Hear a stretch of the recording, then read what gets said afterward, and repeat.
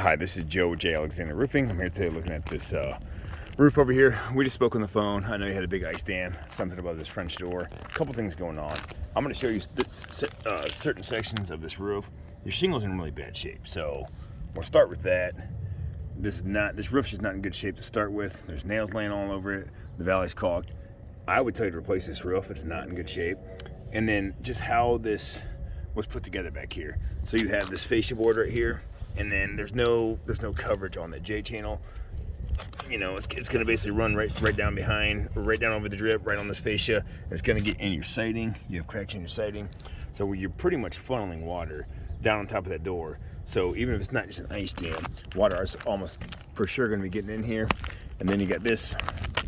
All the water's gonna run down this. As you can see, it does. You can see how much moisture and debris is right here.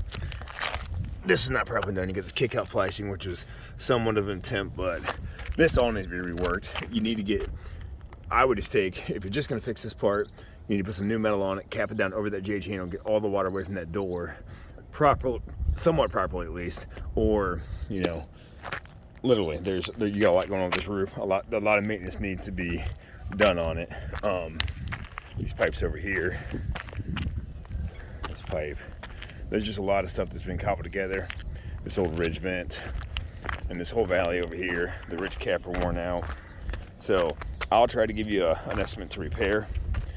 I know you said you weren't looking to spend much money on the other guy's repair. There's a huge hole in the roof over here. I don't know if you can see that. Hopefully my phone's gonna show this, but I mean, that's literally a hole in the roof. There's no flashing right here, hole right there. All that plywood is completely rotted out in that section. And then it's gonna keep wicking and getting worse and worse. So at some point, you know, you can see right here, look, that's the shape of your shingles in. That's down the fiberglass mat. They're pretty much completely worn out. This roof is essentially failing.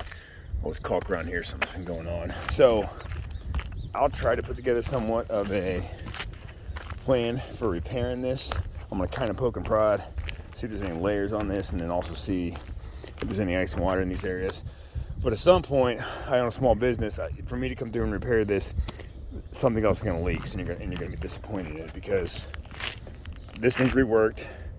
I don't know what's underneath these shingles, if there's any ice and water under or not. And then there's a lot of things going wrong on this roof, and then just the shape of it too, the actual condition of the roof. Everywhere I walk, you know, look at these shingles. You can see they're completely bald down to the mat of the shingle. And when you see that fiberglass mat, I'm not sure if you know how shingles are made. These are laminated shingles, 2-part composite mat. They are sprayed with tar, pressed together in the factory, and then from there, the shingle stones are blasted on them. And you know, some shingles have nailing strips put on them after that.